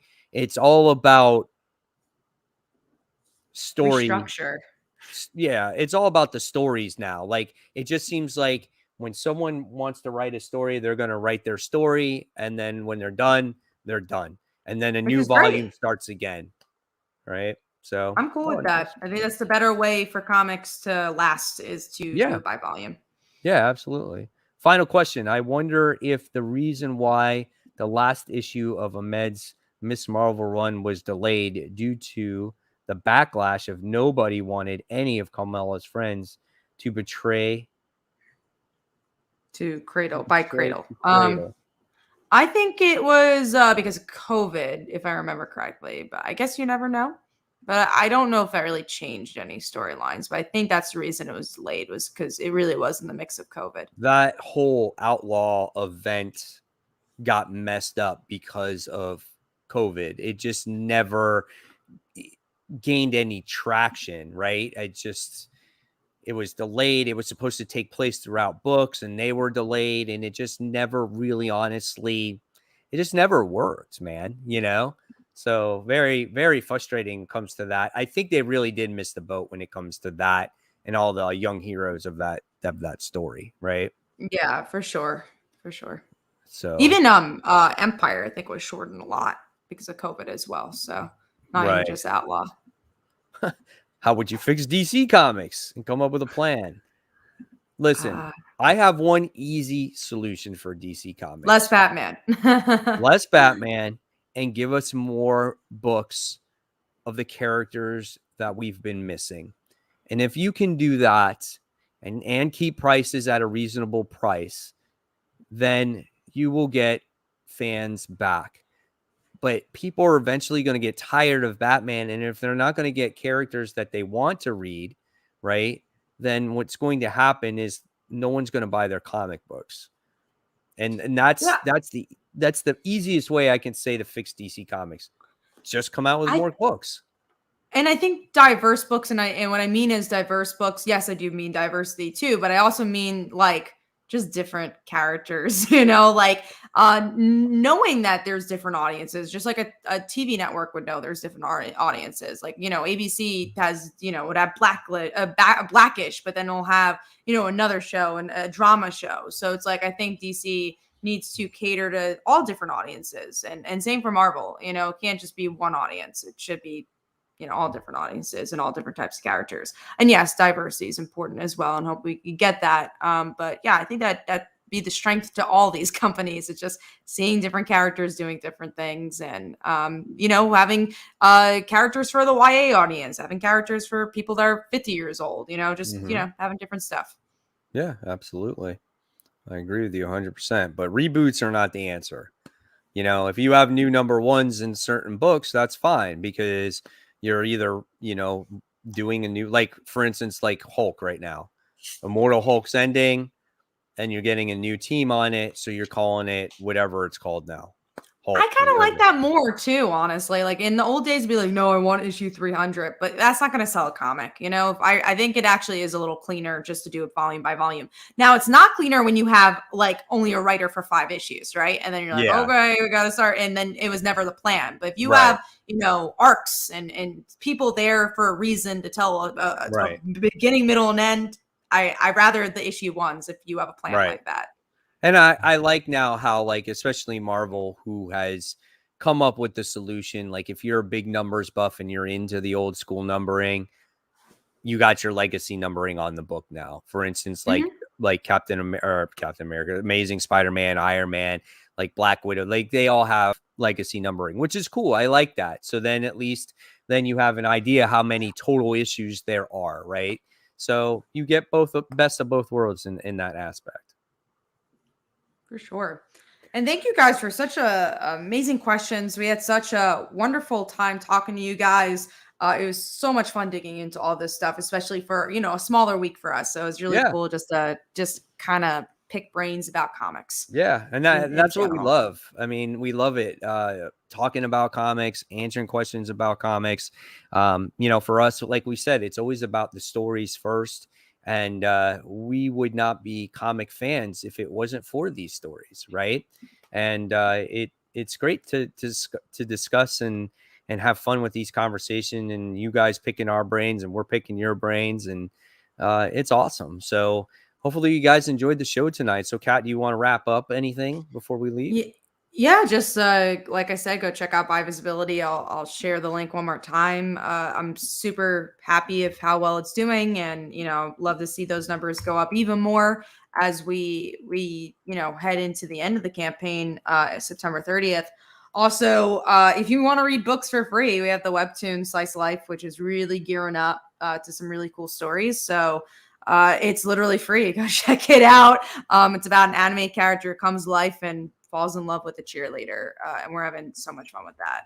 And then obviously, Comic Uno's Best Comics of the Week will be tomorrow as well. So look forward to that. Yes, and of course, guys, just go on to my channel, Comic Book Corner 2.0. Always appreciate the support there, guys. Check out top 10 comic book covers of the week that drops on Mondays. Tuesdays is top 10 most anticipated comic books for next week. Wednesday, which is tomorrow, is the Spider Slayers comic book haul, where I show you all the comics I picked up at the comic book shop.